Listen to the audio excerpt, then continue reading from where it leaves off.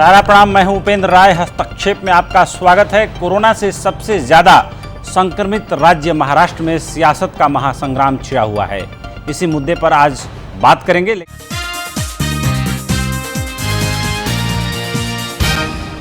देश में सबसे ज्यादा संक्रमण महाराष्ट्र में फैला है। सबसे ज्यादा मौतें भी महाराष्ट्र में हुई हैं और मुंबई देश का सबसे बड़ा हॉटस्पॉट बना हुआ है। इस बीच प्रवासी मजदूरों की घर वापसी का मुद्दा भी सुलझने का नाम नहीं ले रहा है। यही वजह है कि बीजेपी के निशाने पर उद्धव सरकार है और राष्ट्रपति शासन की मांग उठ रही है। महामारी के बीच महाराष्ट्र के महासंग्राम में उद्धव सरकार कितने संकट में है, क्या सवाल उठ रहे हैं, क्या सियासत हो रही है, हस्तक्षेप में आज इन्हीं सवालों का जवाब तलाशेंगे।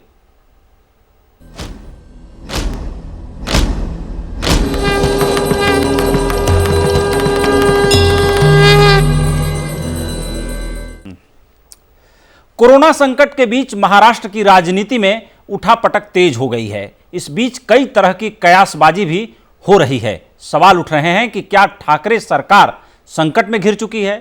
क्या केंद्र सरकार महाराष्ट्र में राष्ट्रपति शासन लागू करने की सोच रही है या फिर कांग्रेस को साइड कर प्रदेश में बीजेपी, शिवसेना, एनसीपी सरकार की तैयारी कर रहे हैं?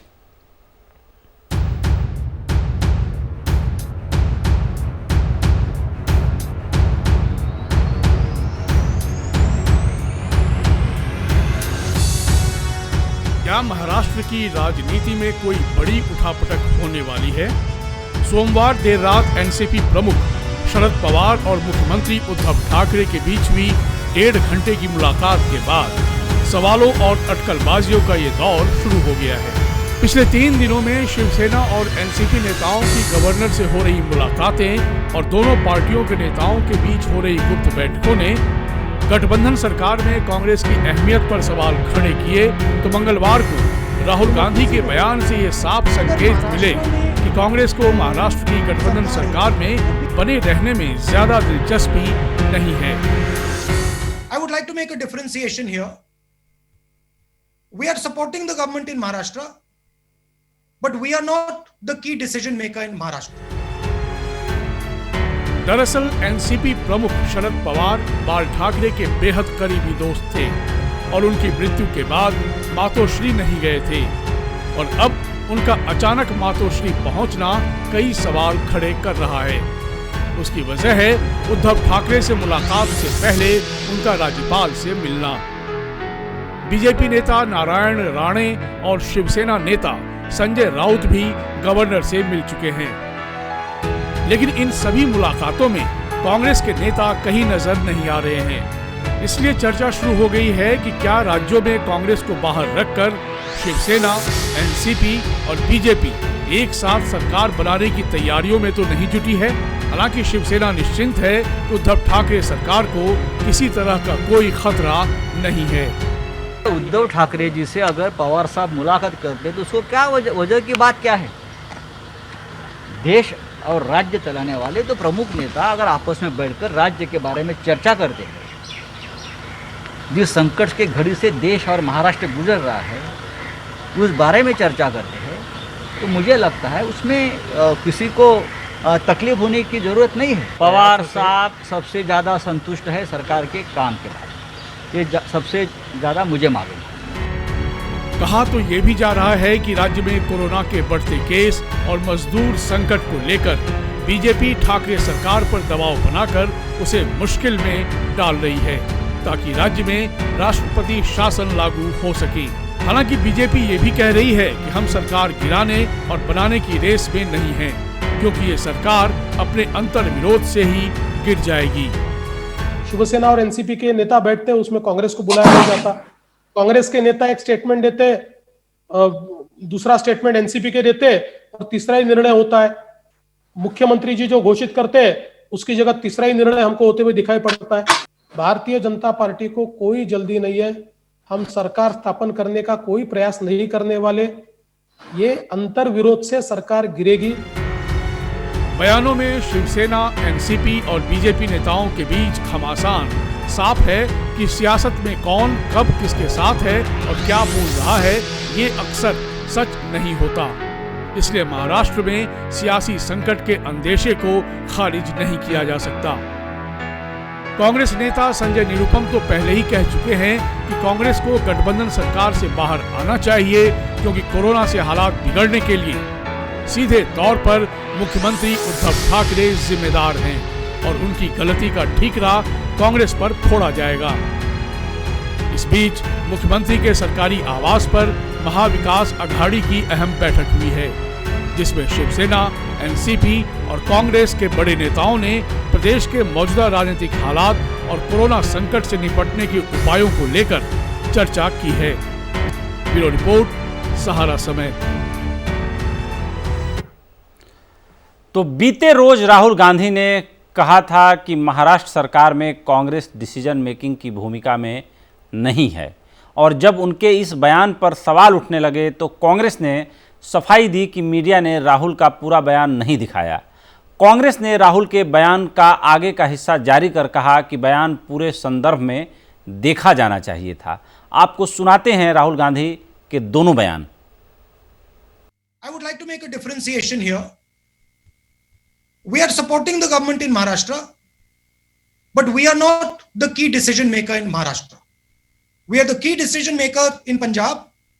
We are the key decision maker in Chhattisgarh, in Rajasthan, in Pondicherry. So there is a difference between running a government and supporting a government. Democracy में अगर महाराष्ट्र में सरकार है तो बीजेपी का काम उसको अपोज करने का है, कोई गलती नहीं है। अगर बीजेपी सवाल उठाना चाहती है, कंस्ट्रक्टिवली सवाल उठाना चाहती है, उनको उठाना चाहिए, उससे फायदा होता है, उससे हमारी सरकार उनकी बात सुनकर सीख सकती है, एक्सेप्ट कर सकती है, तो इसमें कोई प्रॉब्लम नहीं है। मगर डेमोक्रेटिक स्ट्रक्चर को उखाड़कर बिना कोई कारण प्रेसिडेंट रूल लगाना, उसमें और कंस्ट्रक्टिव ऑपोजिशन में बहुत फर्क है। तो जिस तरह से बैठकों का दौर जारी है, जिस तरीके से शिवसेना नेता संजय राउत को सफाइयां देनी पड़ रही हैं, जिस तरीके से मातोश्री अचानक शरद पवार जी का पहुंचना और वहां मुख्यमंत्री उद्धव ठाकरे के साथ देर तक बैठक करना, मातोश्री में बैठकों का दौर चालू हो जाना, कहीं ना कहीं कुछ ऐसा है जो छुपाने की कोशिश की जा रही है, लेकिन अंतर्विरोध भी अपनी जगह काफ़ी मजबूत हैं। और महाराष्ट्र सरकार जो है 3 पायों पर खड़ी है, और उसमें जाहिर सी बात है कि कांग्रेस पार्टी के कुछ वरिष्ठ नेताओं का मत पहले से ही अलग रहा है। हालांकि राहुल गांधी भी कभी इस पक्ष में नहीं थे, तमाम दबे स्वर में उनकी पार्टी के नेताओं से ये बातें फ्लोर पर या पटल पर आती रही हैं।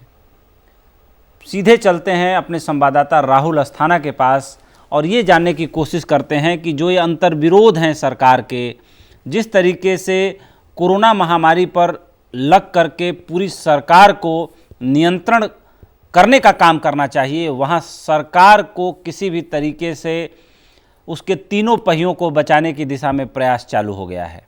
राहुल, ये बताइए, आप मुंबई में नज़र रखे हुए हैं कि क्या अंतर्विरोध हैं, अंदर खाने क्या कुछ चल रहा है? मातोश्री में पवार साहब का जाना, आप इसे सियासी रूप से कितनी बड़ी घटना मानते हैं? और अगर जैसा संजय राउत जी बोल रहे हैं कि सब कुछ ठीक है, तो फिर उनको ये ठीक है ये कहने की भी ज़रूरत क्या है?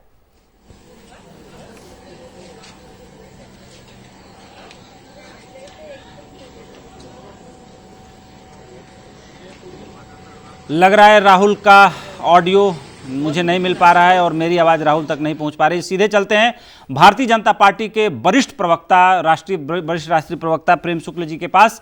प्रेम जी, आप मुंबई को, शिवसेना को बहुत अच्छे तरीके से समझते हैं। अगर अंतर्विरोध नहीं है, सब विचारों में एक रूपता है, सभी लोग वन पेज पर हैं, एक पन्ने पर हैं, तो फिर ये कहने की ज़रूरत भी क्या है कि सब कुछ ठीक चल रहा है और पवार साहब काम से एकदम संतुष्ट है? आखिर पवार साहब के लिए सफाई जो है संजय राउत जी क्यों दे रहे हैं? पवार साहब की पार्टी का कोई नेता दे देता। ये निश्चित आपने सही चीज पकड़ी है। जिस तरह से कांग्रेस, एनसीपी शिवसेना की सरकार में स्वयं को असंतुष्ट पा रही है, उसका आपने सम्यक विश्लेषण किया है। ये पिछले माह जब लॉकडाउन 1 था, लॉकडाउन 1 के समय 2 नेता कांग्रेस के, उसमें नाना पाटोले हैं जो विधानसभा के अध्यक्ष हैं, और दूसरे नेता नितिन राउत जो पावर मिनिस्टर है, नागपुर से आते हैं। ये दोनों नागपुर से बाय कार, उसमें आपको पता है इस समय तो बहुत लोग बाय कार चल रहे हैं, लॉकडाउन 1 में बाय कार इतना ट्रैवल नहीं हो रहा था। वो बाय कार मुंबई आए, मुंबई आके उन्होंने एक प्रेस की, प्रेस में लोगों से ये कहा कि उद्धव ठाकरे जी की सरकार में हम जो निर्णय लेते हैं उन निर्णयों को ब्यूरोक्रेट पलट देते हैं, हमारी कोई सुनवाई नहीं है। ये बिना अंतर्विरोध के तो संभव नहीं है।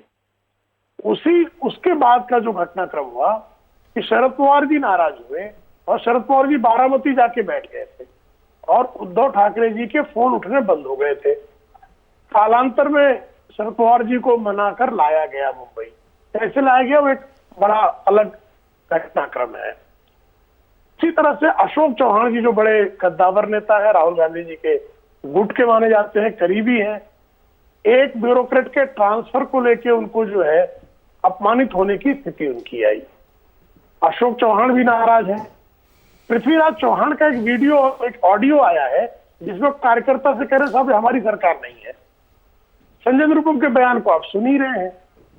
ये सारी स्थितियां क्या बयान करती हैं? ये सारी स्थितियां ये बयान करती हैं कि आदरणीय उद्धव ठाकरे जी अपने साथ के जो अन्य उनके घटक दल हैं उनके साथ सुनियोजित ढंग से समायोजन नहीं कर रहे हैं।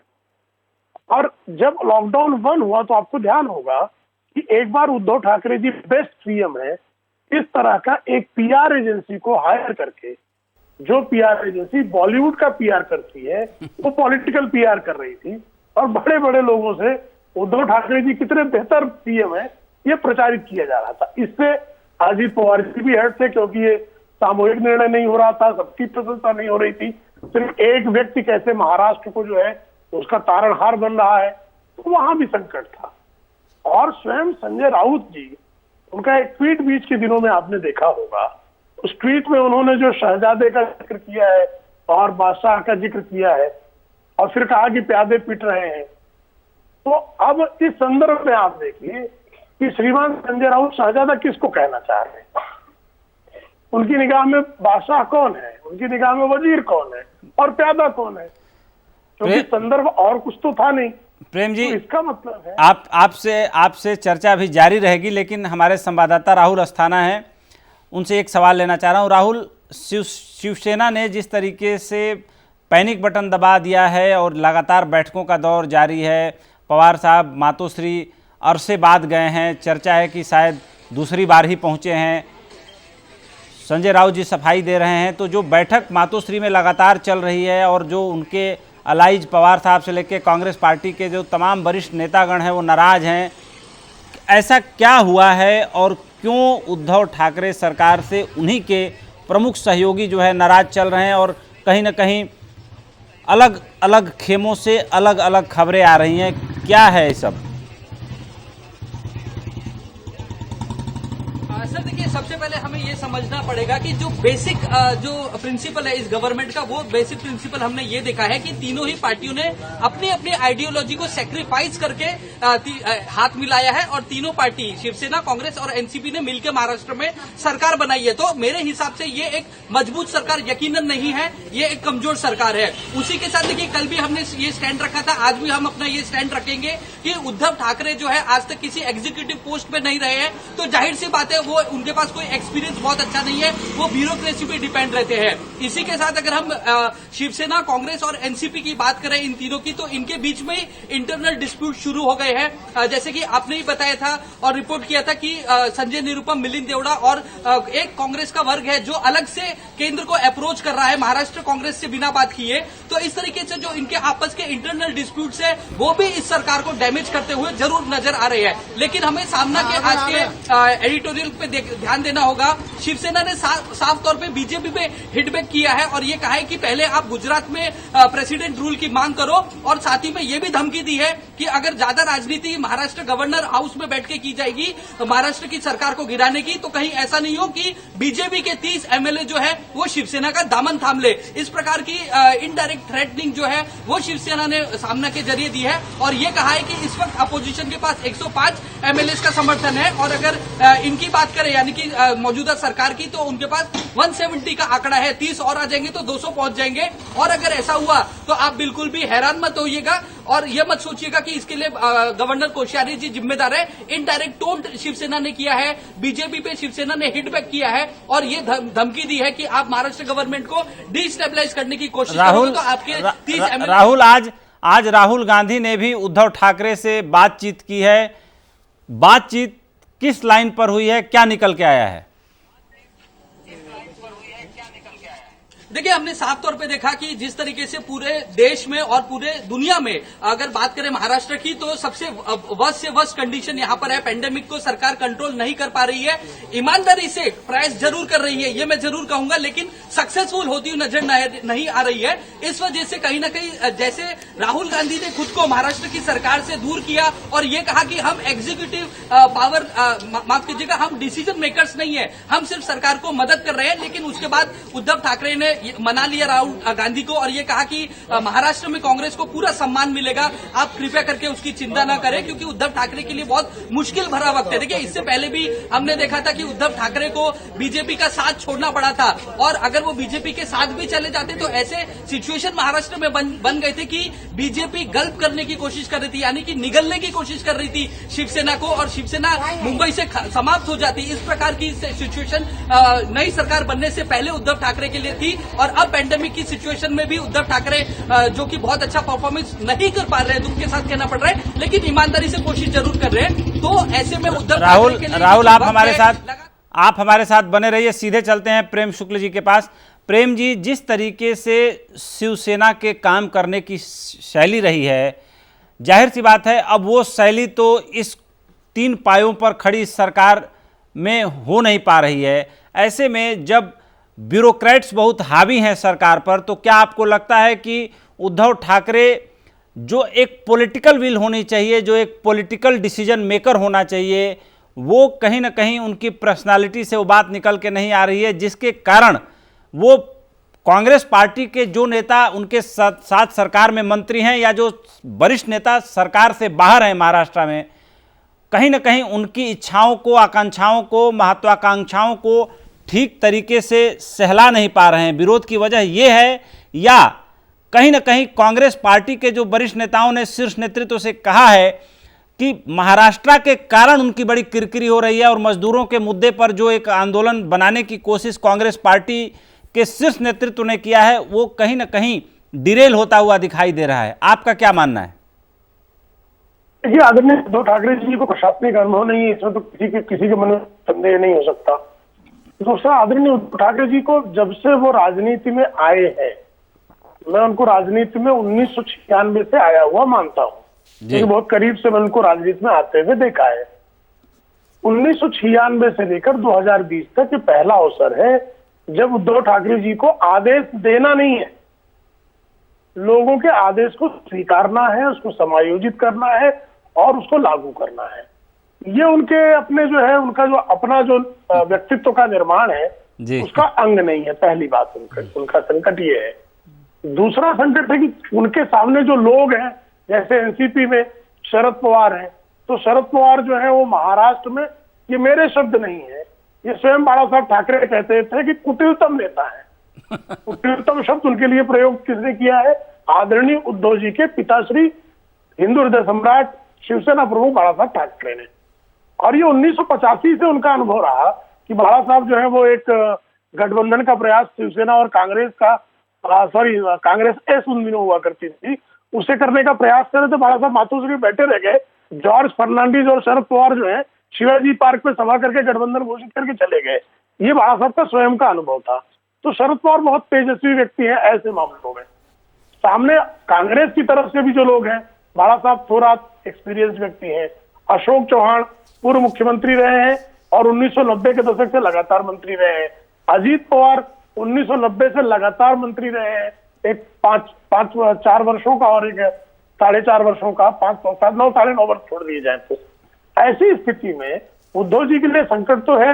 अच्छा, शरद पवार जो जितनी ब्यूरोक्रेट्स हैं, सिर्फ बेसिक जो अपॉइंटमेंट हो रहे हैं, मेजर जो अपॉइंटमेंट हो रहे हैं, तो शरद पवार की से है। उद्धव जी जो है वो मुंबई और ठाणे म्युनिसिपल कॉर्पोरेशन में अपने मनचाहे अधिकारी लगवा ले। इसके अतिरिक्त जो है उनकी रुचि मुंबई के कमिश्नर तक होती है कि मुंबई का पुलिस कमिश्नर मेरा बैठ जाए और चीफ सेक्रेटरी मेरा रहे। ऐसे में जो है जब अशोक चौहान अपने लिए ब्यूरोक्रेट मांगते हैं तो स्वाभाविक तौर पर इशारा कुछ और होता है, वो नहीं मिलता।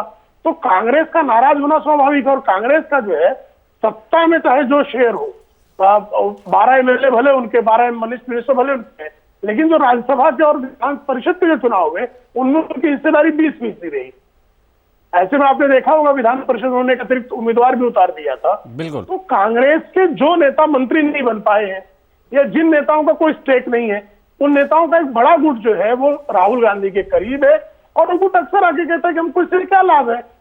आप महाराष्ट्र में सत्ता में बैठे निश्चित तौर पर है, लेकिन निर्णय प्रक्रिया में या तो शरद पवार हावी है या उद्धव ठाकरे स्वयं निर्णय ले रहे हैं। इसलिए हम क्या पा रहे हैं, इसलिए जो कल गांधी के मुंह से फूटी है बात, वो बात यही कि हम की डिसीजन मेकर नहीं है।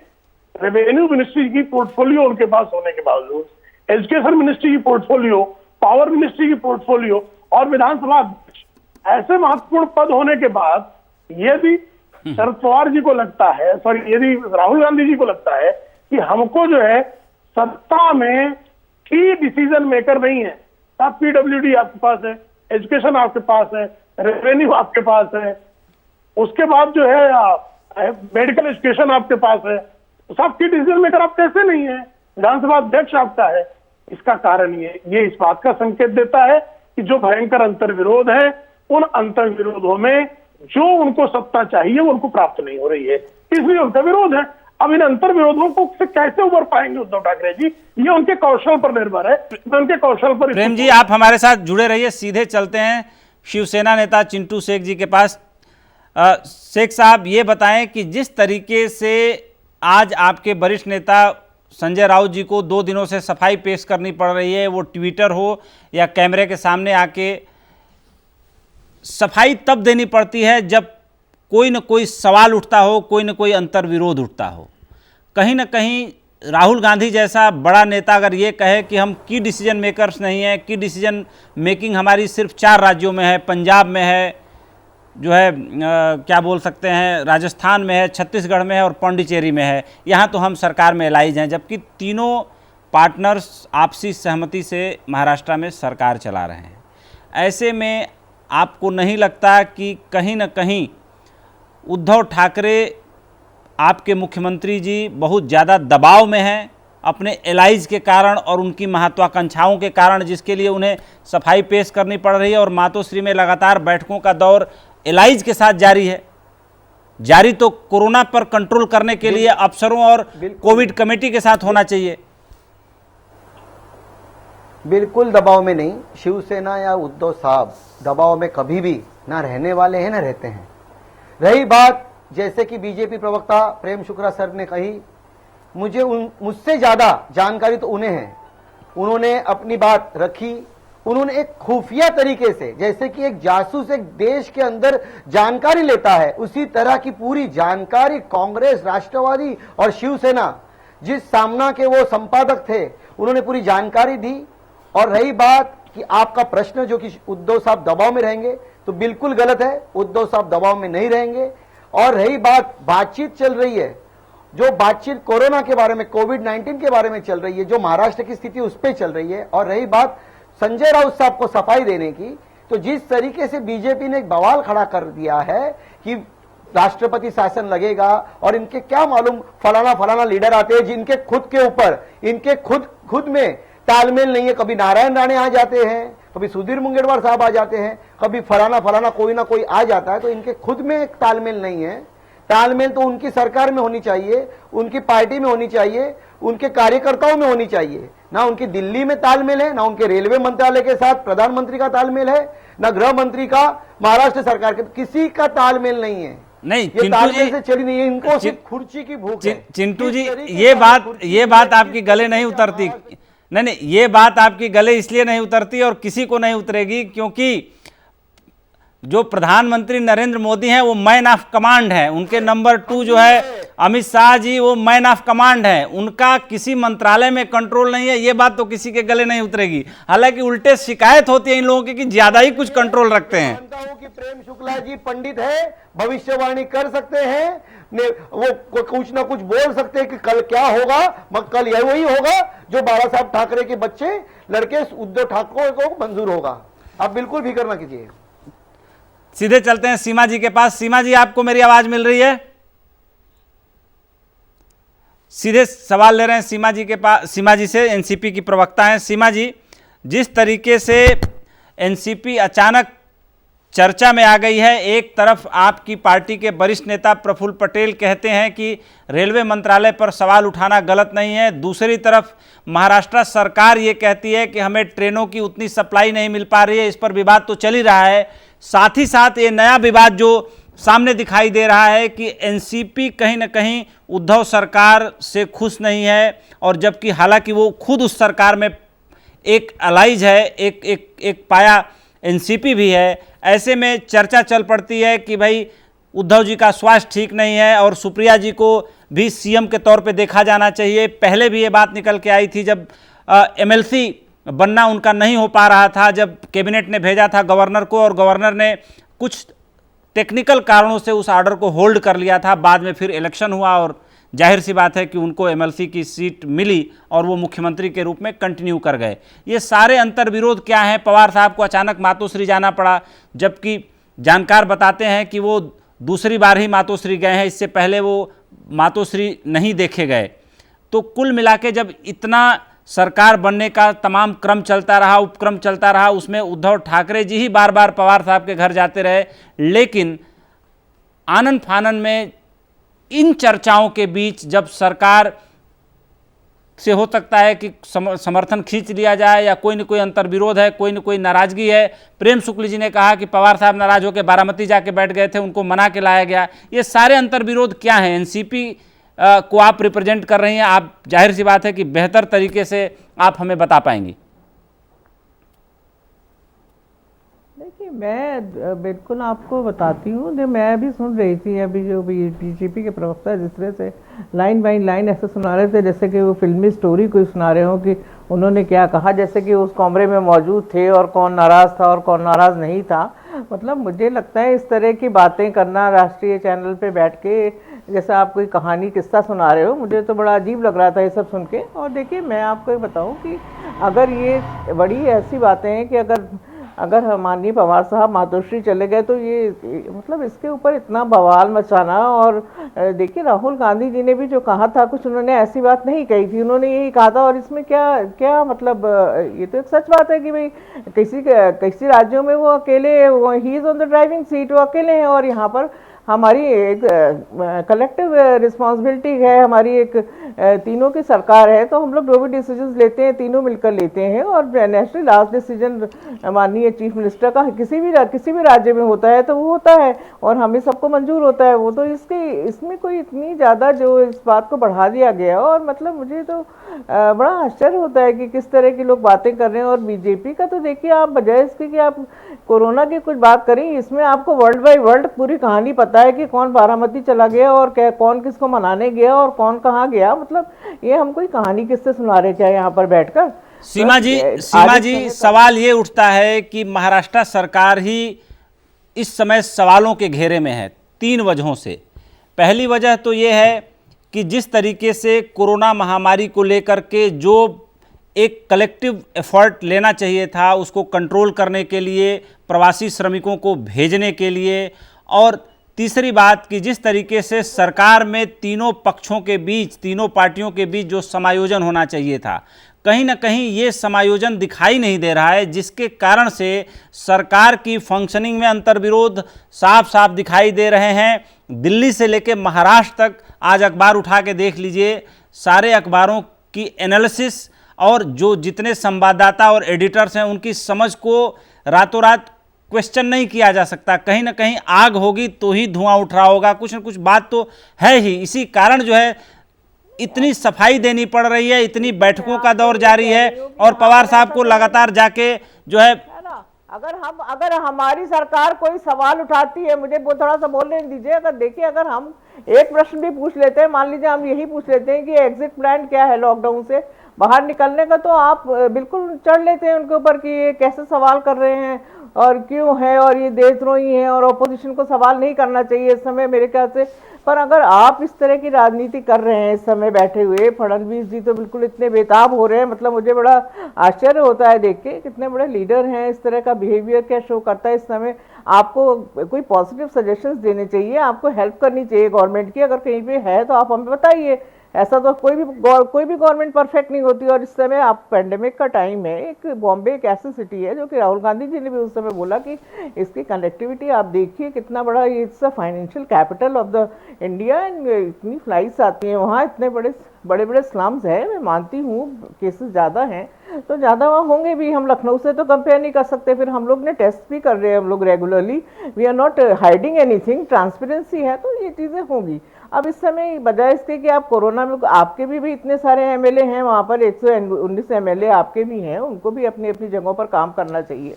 सीमा जी, आप हमारे साथ जुड़े रहिए, सभी मेहमान हमारे साथ जुड़े रहेंगे। मजदूरों की बद से बदतर होते हालात और कोरोना के कारण ऐसा लग रहा है कि जो मजदूर कोरोना से तो नहीं मरेंगे, लेकिन कहीं ना कहीं ये कोरोना से पैदा हुए हालात और भूखमरी उनको जरूर मार डालेगी। उनके हालात पर एक बहुत छोटी सी रिपोर्ट है, हम अपने दर्शकों को दिखाना चाहेंगे। कोरोना से संक्रमित मरीजों के मामले में महाराष्ट्र नंबर 1 पर है और मजदूरों की घर वापसी को लेकर सबसे ज़्यादा अफरा तफरी और असमंजस की स्थिति भी यही है।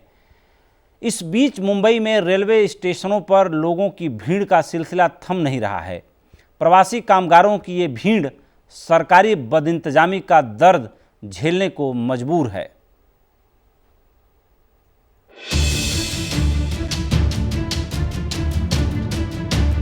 मुंबई के लोकमान्य तिलक और कुर्ला टर्मिनल पर जमा हुए ये मजदूर मुंबई बेस्ट की बसों में धारावी और शहर के अलग अलग हिस्सों से पहुंचाए गए हैं। ऐसा करने का आदेश सरकार का था। यहाँ सोशल डिस्टेंसिंग की धज्जियां तो उड़ी ही, मजदूर 15 से 20 घंटे या इससे भी ज्यादा समय तक स्टेशन के बाहर बैठकर अपनी बारी और श्रमिक स्पेशल ट्रेन का इंतजार करते रहे। सच तो ये है कि पिछले कई दिनों से महाराष्ट्र सरकार और रेलवे के बीच असमंजस का खामियाजा अब आम जनता भुगत रही है। We notified 145 trains which were scheduled to run from Maharashtra. I am extremely sad to share with you, Maharashtra could give us passengers only for 24 trains. दरअसल मुंबई के धारावी सहित अलग अलग हिस्सों से जिस तरह से बसों में भरकर लोगों को स्टेशन पहुंचाया गया, ऐसा लगा कि प्रशासन किसी भी तरह माया नगरी की भीड़ कम करने में लगा था। धारावी में तो यह ऐलान कर दिया गया कि बिना फॉर्म भरे भी यहां से कोई भी जा सकता है। इसके बाद कुछ ही मिनटों में लोगों की भीड़ बसों में चढ़ने लगी। घंटों के इंतजार और तेज धूप में सफर तय कर मजदूर रेलवे स्टेशन तो पहुंच गए, लेकिन उन्हें नहीं मालूम कि घर वापसी की ट्रेन कब मिलेगी।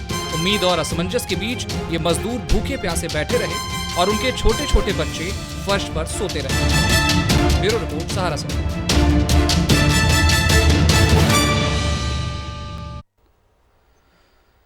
तो मजदूरों के हालात ऐसे हैं कि ट्रेन स्टेशन पर खड़ी है और उन्हें स्टेशन तक पहुंचाने के लिए ट्रांसपोर्ट की व्यवस्था नहीं हो पाई। जिस तरीके से पब्लिक ट्रांसपोर्ट पूरी तरह से बंद है, मुंबई में संपूर्ण लॉकडाउन है, ऐसी स्थिति में सवाल सरकार पर नहीं उठेगा तो किस पे उठेगा। कांग्रेस के प्रवक्ता सुनील अहिर हमारे साथ जुड़ चुके हैं। सुनील जी, जिस तरीके से महाराष्ट्र सरकार आज सवालों के घेरे में है, अपने अंतर्विरोधों के कारण, तीनों पार्टियों के बीच आपसी समन्वय सामंजस्य न होने के कारण और मजदूरों की बदहाली के कारण, और ऊपर से मुख्यमंत्री के खराब स्वास्थ्य का हवाला भी दिया जा रहा है, ऐसे में आपको नहीं लगता कि जो सरकारी अंतर्विरोध हैं उनको कुछ वक्त के लिए भूल के कांग्रेस और एनसीपी कम से कम उद्धव ठाकरे सरकार को इसलिए मदद करे कि मजदूरों की बदहाली दूर किया जा सके, उनको सकुशल उनके घरों तक भेजा जा सके, जिस तरीके से उनको स्टेशन तक पहुंचने के लिए बसों का इंतजाम नहीं किया जा सका, ऐसे में किसके ऊपर दोष दिया जाए, सरकार के ऊपर न दिया जाए? तो देखिए, आपको एक बात, बहुत भारत की जनता बहुत समझदार है जी, उनको ये समझने की जरूरत है कि आज पूरे राज्य, हिंदुस्तान में 25 राज्य हैं, लेकिन महाराष्ट्र को क्यों हाईलाइट कर रहा है? महाराष्ट्र को इसलिए हाईलाइट कर रहे हैं क्योंकि नरेंद्र मोदी दिल्ली में फेल हो गए। जैसे आप यूएस प्रेसिडेंट रोज एक प्रेस कॉन्फ्रेंस लेके अपनी जिम्मेदारी ले रहे हैं, वैसे नरेंद्र मोदी 15 दिन से कहीं दिख नहीं रहे। उनका लॉकडाउन का जो सिस्टम है, उन्होंने कहा था 21 दिन में पूरा हो जाएगा। वर्ल्ड वाइड लॉकडाउन इसलिए किया जाता है ताकि हेल्थ इंफ्रास्ट्रक्चर जो है उसको हम पुटिंग इनटू प्लेस करें, उसको ठीक जगह लाए। लॉकडाउन करके हमको पीपीई किट देने चाहिए थे, हमको मास्क डेवलपमेंट करके मास्क सबको देने चाहिए थे, हमको जो है सबकी टेस्टिंग करनी चाहिए थी। लेकिन ये जो हेल्थ मिनिस्टर कौन है हिंदुस्तान का, वही लोगों को पता नहीं है, वो गायब है। ये सबसे बड़ी कमजोरी छुपाने के लिए आज महाराष्ट्र में कांग्रेस की सरकार है, इसलिए राष्ट्रीय मीडिया जो नरेंद्र मोदी के लिए बैटिंग करता है हमेशा, तो एक नैरेटिव सेट कर रहा है। एक पाकिस्तान दिखा रहे थे, वैसे क्या ये महाराष्ट्र भारत का हिस्सा नहीं है? नरेंद्र मोदी जी ने 135। सुनील जी, मेरा एक बड़ा सीधा सा सवाल है आपसे। सुनील जी, मेरा एक बड़ा सीधा सा सवाल है। देखिए, प्रधानमंत्री ने संपूर्ण लॉकडाउन सबको भरोसे में लेके किया, मुख्यमंत्रियों से बार बार बात किया, लॉकडाउन 1, 2, 3, 4th में हम लोग चल रहे हैं, 5th आएगा कि नहीं आएगा, इस पर होम मिनिस्ट्री ने कहा है कि अभी इस पर कोई फैसला नहीं हुआ है। मेरा सवाल सिंपल ये है कि आपके शीर्ष नेतृत्व के नेता राहुल गांधी ये कहते हैं कि हम की डिसीजन मेकिंग में वहाँ नहीं हैं, हम 4 राज्यों में की डिसीजन मेकिंग में है जहाँ हमारी सरकार है, लेकिन हम यहाँ सहयोग कर रहे हैं। जबकि आपके इतने मंत्री हैं सरकार में और तीनों पार्टियों के दम पे ही ये सरकार चल रही है।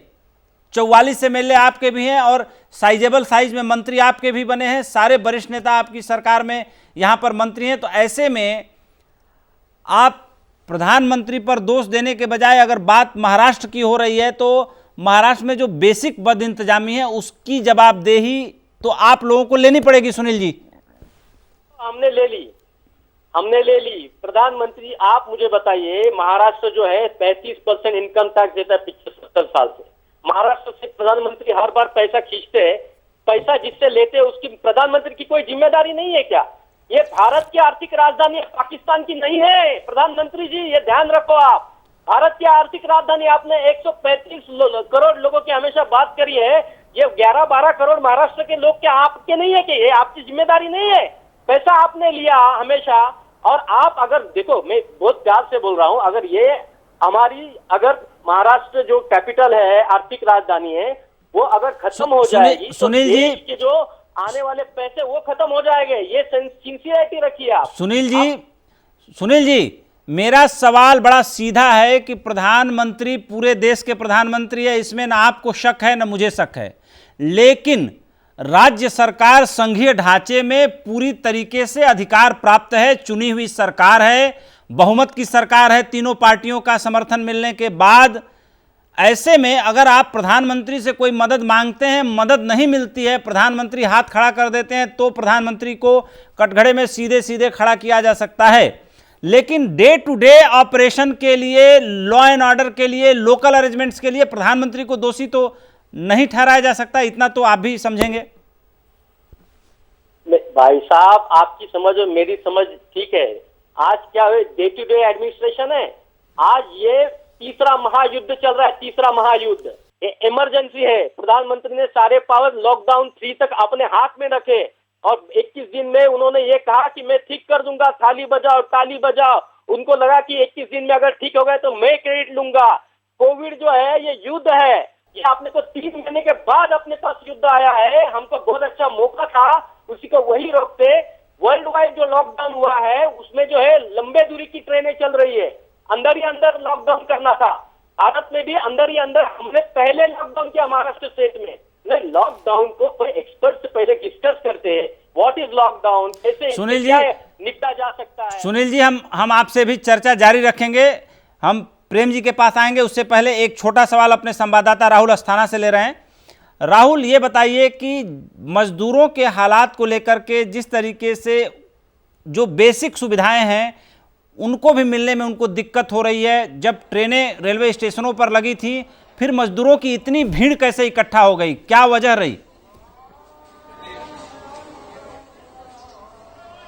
देखिए सर, इस बात को हमें एक्सेप्ट करना पड़ेगा कि महाराष्ट्र में जिस तरीके से मैनेजमेंट किया जा रहा है माइग्रेंट वर्कर्स को महाराष्ट्र से, मुंबई से और पूरे महाराष्ट्र से बाहर भेजने का, वाया ट्रेन की मैं बात कर रहा हूं या वाया बसेस की बात करें, तो इसमें महाराष्ट्र सरकार जो है पूरी तरीके से फेल है। क्योंकि आप देखिए, जहां पे भी माइग्रेंट वर्कर्स इकट्ठा हुए हैं वहां पे सोशल डिस्टेंसिंग की धज्जियां उड़ गई है। और ऐसा करते हुए ये मजदूर सिर्फ खतरे में नहीं आए हैं, उल्टा जो मुंबई पुलिस के कर्मचारी जो इनकी मदद कर रहे हैं, Maharashtra government collector office BMC के कर्मचारी जो मदद कर रहे हैं, वो भी खतरे में आ रहे हैं। और इस तरीके से एक चेन रिएक्शन, न्यूक्लियर रिएक्शन जैसा होता है, वैसे ये डिसीज मल्टीप्लाई होने का खतरा है। तो इस वजह से मैं ये जरूर कहूंगा कि मैनेजमेंट के मामले में महाराष्ट्र सरकार पूरी तरीके से फेल है। और अगर हम ग्राउंड रियलिटी की बात करें तो देखिए, पहले हमने देखा था कि माइग्रेंट वर्कर्स को बहुत मदद नहीं मिल रही है, लेकिन अब हमें इस बात को एक्सेप्ट करना पड़ेगा कि अलग अलग रेलवे स्टेशन पे बहुत अच्छी मदद उनको मिल रही है। जी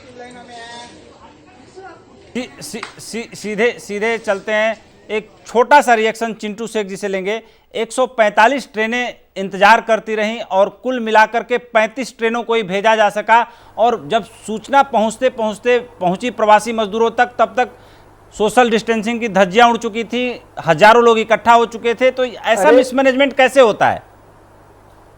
हमारे शिवसेना के ट्रांसपोर्ट मिनिस्टर ने ऑलरेडी बयान कर दिया है कि सुबह हमें 8 बजे अगर इंफॉर्मेशन मिलेगी कि दोपहर 12 बजे से पहले सब ट्रेन रवाना होगी, तो ईद के दिन कहां से भीड़ आएगी? साहब आप ही बताइए मुझे, कहां से आएगी? ऐसे प्रधानमंत्री हमें मिले हैं, कभी बोले ताली बजाओ, कभी बोले झुंझुना बजाओ, कभी बोले थाली बजाओ। तो अभी घर के बच्चे भी प्रधानमंत्री जब आते हैं तो अपने आप झुंझुना बजाने लगते हैं। अरे ऐसी स्थिति में डाल दिया हमें। कभी बोले दिया लगाओ। हमें कुछ पहले करने का मौका दीजिए, हमें वक्त दीजिए, लॉकडाउन से पहले वक्त दीजिए, ट्रेन छूटने से पहले वक्त दीजिए, तो हम भीड़ इकट्ठा करेंगे ना। अब जिस तरीके से सीधे चलते हैं चिंटू जी, सीधे चलते हैं प्रेम शुक्ला जी के पास। प्रेम जी, जिस तरीके से अपोजिशन, जाहिर सी बात है कि उनको पता है कि इसका क्या जवाब दिया जाना चाहिए, क्योंकि ये राज्य सरकार का विषय है ट्रांसपोर्ट की व्यवस्था करना, केंद्र सरकार का विषय है ट्रेनों को खड़ा कर देना। जाहिर सी बात है कि इतनी कटुता है कि मुख्यमंत्री फोन उठा करके, उनकी जरूरत है, उनके राज्य की समस्या है कि रेल मंत्री से फोन उठा के बात करें या गृह मंत्री से बात करें या संबंधित सिविल एविएशन मिनिस्टर हैं, अगर उनको फ्लाइटों को नहीं उतारना है, कुछ दिन रोकना है, तो उनसे फोन उठा के बात करें, कम्युनिकेशन जारी रखें। कहीं ना कहीं जिस तरीके से एनसीपी सवाल उठा रही है, कांग्रेस सवाल उठा रही है और शिवसेना प्रवक्ता चिंटू शेख सवाल उठा रहे हैं, आप सभी के रिएक्शन स्वयं आप देख रहे हैं और सुन भी रहे होंगे। मैं ये जानना चाहता हूं कि इतना अंतर्विरोध क्यों हो गया है मुंबई में, महाराष्ट्र में? देखिए, आपके पास अनुभव नहीं है, आप किसी को विश्वास में लेने नहीं चाहते और सबके विरुद्ध बोलना है आपको। चिंटू शेख जी ने कहा कि मैं जासूसी पढ़ रहा हूं, आपकी बहन सीमा मलिक जी ने कहा कि मैं तो जो है जैसे वहां पर फिल्म की स्क्रिप्ट पढ़ रहा था। तो साहब, फिल्म की स्क्रिप्ट और जासूसी नहीं है। मुंबई के अखबारों को, मुंबई के मीडिया में जो भी कुछ चल रहा है सिर्फ उसको पढ़ लीजिए और विविध नेताओं के बयान सुन लीजिए। ये मैं इसमें से कुछ नया नहीं बता रहा हूं। पहली बात, कोई मैं ऐसी खोजी पत्रकारिता का किसी का घर के अंदर स्टिंग करके लाके कोई चीज नहीं बता रहा हूं। तो कृपया पहले इस बात को निकाल दे अपने दिमाग से। मुंबई के अखबारों को, मुंबई की मीडिया में पढ़ लें। ये सारी चीजें, कोई मैंने ऐसा प्रसंग नहीं बताया है जो मुंबई की मीडिया में उपलब्ध नहीं है। तीसरा ये कहते हैं साहब कि क्योंकि ताली बजाने कह रहे थे, अच्छा ताली बजाने कहा था तो इसलिए जो है मुंबई में कोरोना के पेशेंट की संख्या बढ़ गई क्या? इसलिए अस्पतालों में बेड नहीं मिल रहे हैं क्या? इसलिए वेंटिलेटर वाले पेशेंट जो है दम तोड़ दे रहे हैं क्या? इसलिए 14 घंटे तक जो है लाश नहीं उठ रही है क्या? Health infrastructure, Mumbai municipal corporation, किसी भी स्टेट का हेल्थ इंफ्रास्ट्रक्चर जो है क्या सेंट्रल गवर्नमेंट कंट्रोल करता है? कौन सी अस्पताल मुंबई की जो सेंट्रल गवर्नमेंट कंट्रोल कर रही है? आप बताइए कि यहाँ की ट्रांसपोर्ट जो है लोकल, क्या सेंट्रल गवर्नमेंट कंट्रोल करता है? रेलवे के साथ स्टेट गवर्नमेंट का एक स्टैंडर्ड ऑपरेशन प्रोसीजर बना श्रमिक स्पेशल ट्रेन के लिए। उसमें एक रेलवे का नोडल ऑफिसर है, एक राज्य का नोडल ऑफिसर है। आप पूरी सूची बनाएंगे, आप तय करेंगे कि प्रवासी श्रमिक कौन जाएगा, उनकी सूची बनाएंगे, उनका मेडिकल टेस्ट कराएंगे, सूची रेलवे को सौंपेंगे, उनको रेलवे स्टेशन तक ले आएंगे, रेलवे उनको गंतव्य तक ले जाएगी। रेलवे स्टेशन तक पहुंचाने का दायित्व किसका है? राज्य का है। अगर गुजरात में राजकोट में लाठीचार्ज होता है तो उसका जिम्मेदार विजय रूपानी को बताया जाता है। गाजियाबाद में भीड़ एकत्र हो जाती है तो उसका जिम्मेदार जो है योगी आदित्यनाथ को बताया जाता है। मुंबई में भीड़ जमा हो गई तो उसके जिम्मेदार मोदी जी हैं। ये संभव है क्या? गुजरात और उत्तर प्रदेश में संघीय ढांचे में अधिक अधिकार है और महाराष्ट्र को कम अधिकार है, ये कहना चाह रहे हैं क्या आप? फिर कहते हैं भाई केंद्र मदद नहीं कर रही है। साहब 10 लाख के करीब तो पीपी किट्स केंद्र ने भेजा है, क्या मदद नहीं की है? उद्धव जी ने पत्र लिखा या फोन करके मांगा या चीफ सेक्रेटरी ने भेजा और केंद्र सरकार के पास व्यवस्था थी, दूसरे राज्यों को दे दी, दूसरे राज्यों को इंफ्रास्ट्रक्चर ट्रांसफर कर दिया, महाराष्ट्र को नहीं दिया। ऐसा कोई उदाहरण है क्या? सिर्फ आप जो है दूसरे के प्रति अभद्र भाषा, अपशब्दों का प्रयोग, दूसरों का मजाक उड़ाना और जो मूलभूत प्रश्न है उनका उत्तर न देना। भाई शुरू के फेज 1 में देवेंद्र फडणवीस जी ने कहा साहब हमारा जो है जो बिल्डिंग एंड इंफ्रास्ट्रक्चर का सेस का जो फंड है उसमें 9,000 करोड़ रुपए पड़ा है, आप कृपा करके लेबर को पैसे दे दीजिए। क्यों नहीं दिए साहब? आपने 1.5 महीने तक पैसे और फिर दिए तो 400 करोड़ रुपए क्यों रिलीज किए? ठीक से पैसे क्यों नहीं दिए?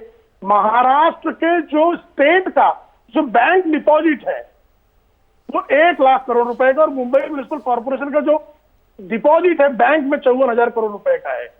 आप संसाधन की कोई विहीनता नहीं है यहाँ, ना अस्पताल। और देवेंद्र फडणवीस जी ने कहा कि आप जो है जो अवेलेबिलिटी ऑफ बेड्स है स्टेट मुंबई में और स्टेट में उसका कृपया एक डैशबोर्ड बना दीजिए, सबको रियल टाइम पता लगेगा कहाँ जाना। आज 20% जो कोविड से मृत्यु हुई है वो सही समय पर अस्पतालों में जगह न मिलने के कारण हुई है। तो इसका दोष किसका है? देवेंद्र फडणवीस का कि आपने सलाह क्यों दी और मैंने सलाह क्यों नहीं मानी, इसलिए जो है ये डेथ होने दीजिए। अस्पतालों में जो प्रोसीजर है, सायन अस्पताल में लाशें मिली वार्ड में मरीजों के साथ, केईएम अस्पताल में मिली, शताब्दी अस्पताल में मिली, राजाबाड़ी अस्पताल में मिली। अब इसका दोष किसको दिया जाए? क्या इन विषयों को उठाया नहीं जाए? एक अपोजिशन का होने के नाते कांग्रेस के लोग तो पाकिस्तान की फोटो फेक पोस्ट करके अपने हैंडल से चलाते हैं, वो फेक न्यूज चलाएं और हम जो सही जनता की समस्या है वो भी नहीं उठाएं। ये तरीका है क्या लोकतंत्र में? प्रेम जी, सीमा जी हाथ उठा रहे हैं। सीमा जी आप कुछ बताना चाह रही हैं? सीमा जी।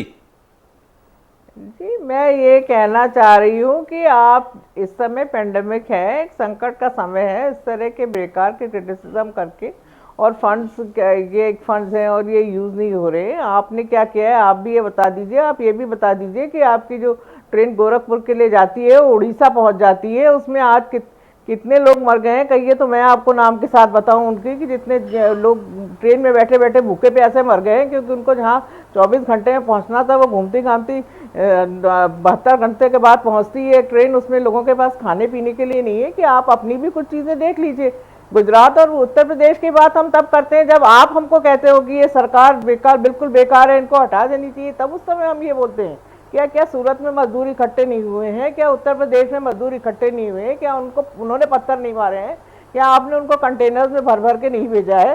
क्या वहाँ का गुजरात का डेथ रेट क्या है? तब हम ये बातें कहते हैं जब आप ये कहते हैं। अदरवाइज तो हमारी तो पॉलिसी नहीं है कि हम बिना बात के लिए आपको क्रिटिसाइज करने आए। आप अगर आप सीमा जी, बता दीजिए। सीमा जी हम आपके पास आएंगे, लेकिन एक तस्वीर हम अपने दर्शकों को दिखाना चाह रहे हैं। एक तरफ सियासत है और दूसरी तरफ मजदूरों की बेहाली। ये तस्वीर सभी का दिल दहला देने के लिए काफ़ी है। गुजरात से अपने गांव के लिए ट्रेन से चली एक प्रवासी महिला की मुजफ्फरपुर स्टेशन पर पहुंचते ही मौत हो गई। महिला के परिजनों के मुताबिक ट्रेन में खाने पीने को कुछ न मिलने पर महिला की तबीयत खराब हो गई। उसने शनिवार को गुजरात से ट्रेन ली थी और सोमवार को मुजफ्फरपुर में ट्रेन के पहुंचने के थोड़ी देर बाद महिला ने दम तोड़ दिया। महिला के शव को प्लेटफॉर्म पर लिटाया गया तो उस दौरान महिला का 2.5 साल का बच्चा उसे जगाने की कोशिश करता रहा। बाद में उसे शव के पास से हटा दिया गया। आप देख सकते हैं ये तस्वीरें कितनी हृदय विदारक हैं, कितनी तकलीफ देने वाली हैं और कितना भरोसा तोड़ने वाली हैं। जाहिर सी बात है जब इस तरह की कोई घटना होती है तो मौत इंसानियत की होती है, लेकिन सियासत पर किसी ने अच्छा शेर कहा है कि अब तो अपनी ही हिमायत पे उतर आई है, ये हवा कैसी सियासत पे उतर आई है। जाहिर सी बात है कि सियासत का अपना एक वजूद है, अपना एक महत्व है, लेकिन जब इंसानियत दम तोड़ती है तो कहीं ना कहीं सियासत का कद बहुत बौना हो जाता है। हम सवाल सीधे प्रेम जी से ले रहे हैं। प्रेम जी, एक मूलभूत सवाल है, जाहिर सी बात है कि राज्य सरकारों ने अपने लैंड पर, अपने राज्य में जितनी मदद देनी चाहिए थी वो मदद उन्होंने मुहैया नहीं कराई। मुख्यमंत्रियों ने भी समय रहते प्रधानमंत्री के साथ वीडियो कॉन्फ्रेंसिंग में इस मुद्दे को रेखांकित नहीं किया। जब ये मुद्दा मजदूरों का इतना बड़ा बनता हुआ दिखाई दिया तो जाहिर सी बात है कि जब श्रमिक स्पेशल ट्रेनों का विकल्प केंद्र ने दिया तो सबसे ज़्यादा उत्तर प्रदेश के मुख्यमंत्री योगी आदित्यनाथ जी ने इस विकल्प को लिया और करीब 600 के आसपास ट्रेनें उन्होंने चलवाई और 24 लाख से ज़्यादा मजदूर ट्रेन और बस के जरिए उत्तर प्रदेश पहुंचे हैं। ऐसे में नहीं लगता कि मजदूरों के हालात कुछ ज़रूरत से ज़्यादा खराब हो गए इस संपूर्ण लॉकडाउन के दौरान, और कहीं ना कहीं जिस तरीके से केंद्र सरकार और राज्य सरकारों को मिलके ये एक मिशन के तौर पर लेना चाहिए था और उनकी मदद करनी चाहिए थी, हर जगह से वो ठुकराए हुए, भगाए हुए अपने को महसूस कर रहे हैं। देखिए, अभी जो आपने वीडियो दिखाया अत्यंत हृदय विदारक है और उसके लिए जो जिम्मेदार हो उस पर तत्काल कठोर कार्रवाई होनी ही चाहिए। कहीं पर भी किसी के साथ आप ऐसे पैंडेमिक के समय इतना असंवेदना कहीं दिखाई दे समाज में, तो जो उसका जिम्मेदार है उसको कठोरतम दंड मिलना ये दायित्व है पूरी तरह से सरकार का, और रेल मंत्रालय इसमें किसी प्रकार की कोताही नहीं बरतेगा, इसमें ये मैं आपको विश्वास दिला सकता हूँ। अब दूसरा मुद्दा जो है समन्वय का, आपको एक उदाहरण सिर्फ आपको मैं देता हूँ जी। आदरणीय पीयूष गोयल जी ने बांद्रा में बीच के दिनों में अचानक मॉब जमा हो गई, मजदूर बड़े पैमाने पे जमा हो गए। पता लगा पश्चिम बंगाल के लोग थे और पश्चिम बंगाल के लोगों को जाना था और पश्चिम बंगाल के लिए ट्रेन की परमिशन नहीं मिल रही थी। 17 गाड़ियों की परमिशन महाराष्ट्र सरकार ने, रेल मिनिस्ट्री ने मिलकर पश्चिम बंगाल ने मांगी, वो परमिशन नहीं दे रहे थे। पीयूष गोयल जी ने शरद राव पवार जी से बात की, कहा इसमें आप जो है आपका अपना जो पॉलिटिकल इन्फ्लुएंस है वो बहुत महत्वपूर्ण है। शरद पवार जी ने तत्काल पश्चिम बंगाल की मुख्यमंत्री महोदया से बात की और पश्चिम बंगाल की मुख्यमंत्री महोदया ने उनकी बात का सम्मान किया और उस समस्या का निवारण हुआ। ऐसा नहीं है कि ये नहीं किया जा रहा है, लेकिन आप कृपा करके पीयूष गोयल जी से चीफ सेक्रेटरी महाराष्ट्र बात करते हैं, लेकिन मुख्यमंत्री महोदय का आज दिन तक कभी किसी ट्रेन के लिए कोई संपर्क नहीं। अन्य राज्यों के मुख्यमंत्री सीधी बात करते हैं, स्वयं अशोक गहलोत सीधी बात करते हैं, कैप्टन अमरिंदर सिंह सीधी बात करते हैं, विजय रूपानी जी सीधी बात करते हैं, योगी आदित्यनाथ जी सीधी बात करते हैं। बहुत सारी चीजों की बहुत एक्स्ट्रा ऑर्डिनरी प्रेम जी कोई संकट आता। प्रेम जी, उद्धव जी ने भी तो अपने एमएलसी की सीट जब उनकी फंस गई थी, गवर्नर ने जब ये सवाल खड़ा कर दिया था कि आपको केंद्र अपने कैबिनेट से पास करके कम से कम 4 माह पहले मेरे पास भेजना चाहिए था, आपने 1 माह पहले भेजा, इसलिए मैं इस पे डिसीजन नहीं लूंगा। तो अपनी एमएलसी की सीट के लिए तो उद्धव जी ने बात किया ही था प्रधानमंत्री से, और प्रधानमंत्री ने जब निर्देश दिया गृह मंत्री जी को तो तत्काल चुनाव की व्यवस्थाएं हुई और वो चुन के आए भी और निर्विरोध भी चुने गए। तो जब ऐसे मौकों पर बात हो सकती है तो कोरोना जैसी महामारी पर बात क्यों नहीं हो सकती? इसलिए मैं कह रहा हूँ, यहाँ तक मेरा तो अपना बयान नहीं, नाना पाटोली जी उनसे असंतुष्ट हुए, वो विधानसभा के अध्यक्ष हैं, तो वो भारतीय जनता पार्टी ने उनको असंतुष्ट करवाया। नितिन राउत जी का बयान आया, क्या नितिन राउत जी को किसने असंतुष्ट करवाया? पृथ्वीराज चौहान का बयान आता है, तो कौन असंतुष्ट करवा रहा है उनको? ऐसे में बहुत सीधी सी बात है कि जो मुख्यमंत्री प्रेम जी सीधे चलते हैं सुनील अहिर जी के पास, कांग्रेस के प्रवक्ता हैं, आप कुछ कहना भी चाह रहे हैं। सुनील जी, असंतुष्टि तो कहीं ना कहीं दिख रही है, कहीं ना कहीं आपके नेताओं की तरफ से उल्टे सीधे बयान आ रहे हैं जो दिखा रहे हैं कि सरकार से कहीं ना कहीं उनके मन में चिढ़ है, कहीं ना कहीं वो हैप्पी नहीं है, दे आर नॉट हैप्पी। देखिए उपेंद्र जी, आप बड़े सीनियर ये है, एंकर है, एडिटर भी है, और शुक्ला जी भी बड़े सीनियर आदमी है। सबसे पहली बात ये समझने की कोशिश करें कि महाराष्ट्र की कोई टारगेट, ये राजनीति सब जगह होती है, किस राज्यों में होती है।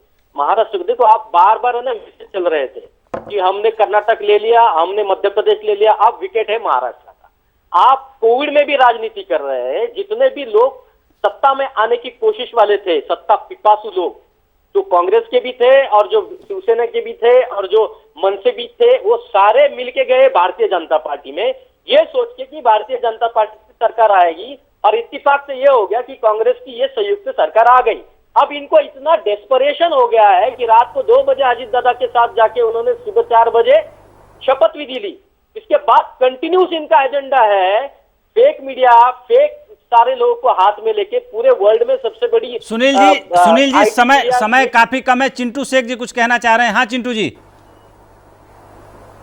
मैं यही बोलना चाहता हूं ये डिबेट के माध्यम से सारा समय के सभी दर्शकों को, और मेरे से सीनियर जैसे प्रेम शुक्ला जी बहुत सीनियर है, हमारे शिवसेना में सामना के संपादक है, किसी के मौत के ऊपर सियासत मत कीजिए। जब ऐसा वीडियो सामने आता है तो बहुत बुरा लगता है, विचलित हो जाता है मन कि क्या मतलब है हम इस सियासत में रहकर, इस महाराष्ट्र के जैसे बड़े शहर में, मुंबई जैसे शहर में, इस राज्य में रहकर क्या मतलब है जब ऐसे लोग सियासत करके लोगों की जान जा रही है। 2.5 साल का बच्चा अपनी मां के सामने उठा रहा है, बेबस है, कुछ मतलब नहीं ऐसे राजनीति का, ऐसे राजनीति का कुछ मतलब नहीं। अभी समय आ गया है, सब एक साथ आ जाइए, सब हाथ जोड़ के बोलता हूं, सब एक साथ आ जाइए, क्योंकि देश के सामने बहुत बड़ा संकट कोरोना का है।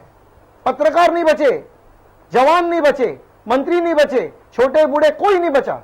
तो मैं हाथ चिंटू जी देखिए, आपकी मनसा बड़ी, आपकी बात सुन के मेरे मन में बड़ा एक भाव आ रहा है। देखिए कहीं ना कहीं जाहिर सी बात है कि जब ऐसा वीडियो, ऐसी कोई घटना, ऐसा कोई क्रम सामने आता है तो मन बिल्कुल करुणा से भर आता है। हमारे भी मन की ऐसी दशा है, आपकी भी ऐसी दशा है। लेकिन राजनीति में लोग आते हैं कुछ बदलने के लिए, कुछ बेहतर करने के लिए। अगर समाज 10वें पादान पे खड़ा है तो उसे ऊपर के पादान तक पहुंचाने के लिए। लेकिन दुर्भाग्य यही है कि जब लोग जिम्मेदारियों की जगह पे पहुंचते हैं तो उनको अधिकार दिए जाते हैं, लेकिन अधिकार दिए जाते हैं उनको अपने कर्तव्य को निभाने के लिए, अपने विम्स एंड फैंसी को पूरा करने के लिए नहीं। लेकिन लोग अधिकार पाने के बाद अपनी विम्स एंड फैंसीज में इतने ज़्यादा घुल मिल जाते हैं कि उन्हें अपने कर्तव्यों का पता ही नहीं चलता और कब कर्तव्य जो है उनसे कोसों दूर चले जाते हैं। तो आज हस्तक्षेप के इस शो में आप सभी ने इस चर्चा में भाग लिया मेरे साथ। आप सभी लोगों को दिल की गहराइयों से धन्यवाद करता हूं। सहारा न्यूज़ नेटवर्क की तरफ से बहुत बहुत धन्यवाद। आगे बढ़ते हैं। आने वाली 30 मई को मौजूदा मोदी सरकार का 1 साल पूरा होने जा रहा है और प्रधानमंत्री के रूप में नरेंद्र मोदी ने 6 साल पूरे कर लिए हैं। संकट के समय जब किसी भी तरह के आयोजनों पर रोक है तो ऐसे में बीजेपी ने मोदी सरकार की उपलब्धियों को ज़्यादा से ज़्यादा लोगों तक पहुंचाने का तरीका भी बदल दिया है। प्रधानमंत्री ने आपदा को अवसर में बदलने की बात कही है और डिजिटल तकनीक के जरिए लगातार बैठकें की हैं।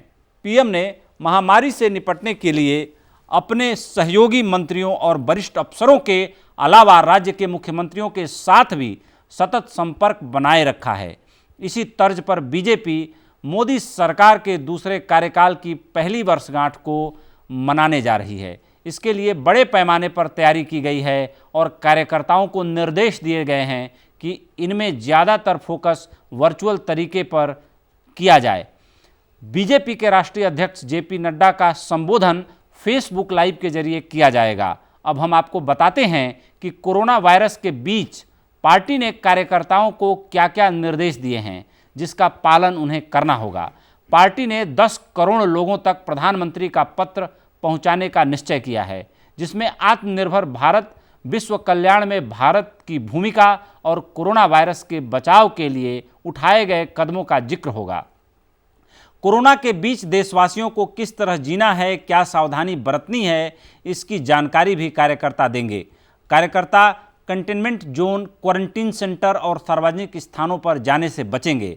प्रतिबंधित जगहों को छोड़कर कहां जाएंगे वहां भी केवल 2 कार्यकर्ता ही एक साथ रहेंगे।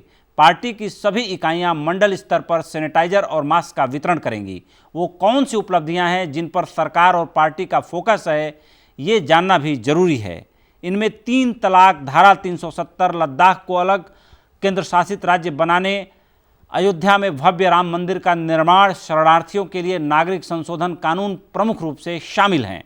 इनके अलावा कोरोना महामारी से निपटने के लिए लॉकडाउन का फैसला, विश्व में भारत की सराहना, देश कल्याण के लिए 20 लाख करोड़ के आर्थिक पैकेज की जानकारी भी दी जाएगी।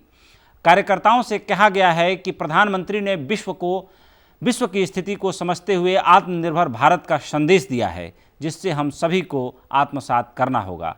तो ये है मोदी सरकार के 6 साल पूरे होने पर पार्टी का एजेंडा और मोदी सरकार के कार्यकाल, दूसरे कार्यकाल का 30 तारीख को, माफ़ करिएगा 30 तारीख को 1 साल पूरा हो रहा है। जाहिर सी बात है कोरोना महामारी के कारण सभी तरह के फंक्शनों, उत्सवों, सामूहिक इकट्ठा होने पर, पॉलिटिकल गैदरिंग पर पूरी तरीके से रोक लगी हुई है। ऐसे में डिजिटल इंडिया यानी डिजिटल टेक्निक का सहारा भारतीय जनता पार्टी ले रही है। हस्तक्षेप में आज इतना ही, हमें दीजिए इजाज़त। लेकिन सहारा न्यूज़ नेटवर्क की मुहिम है कि हमें कोरोना महामारी से उदास नहीं होना है, हताश नहीं होना है। हमें अपने संकल्प की शक्ति को इस महामारी से बड़ा करके दिखाना है। तो हस्तक्षेप में आज इतना ही। कल हम फिर हाजिर होंगे हस्तक्षेप के एक नए बुलेटिन के साथ। तब तक हमें दीजिए इजाज़त। आप सभी का बहुत बहुत धन्यवाद। शुभ रात्रि। सहारा प्रणाम।